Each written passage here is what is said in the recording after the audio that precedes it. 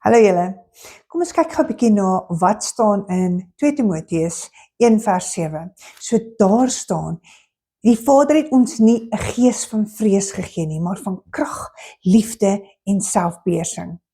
Wanneer ons kyk na situasies rondom ons, kan vrees ons oorval en ons regtig waar net disable. So ons kan net nie meer funksioneer soos wat ons moet nie. En hoe meer ons dink oor sekere situasies, hoe minder raak ons bemagtig om aan te gaan. Dis asof ons net vasgevang word in 'n wip en verstrengel is en net nie kan beweeg en doen wat ons moet nie. Daar's nog 'n skrif wat sê dat die liefde oorwin alle vrees. So, hier is wat ek vir jou wil sê. Gaan soek die Vader se hart. Gaan bedink al die goeie en mooi dinge van hom.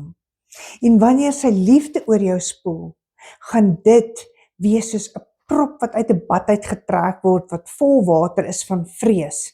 En daai vrees gaan net in die drein afgaan. En jy gaan toegevou word met sy liefde en jy sal in vrede wandel.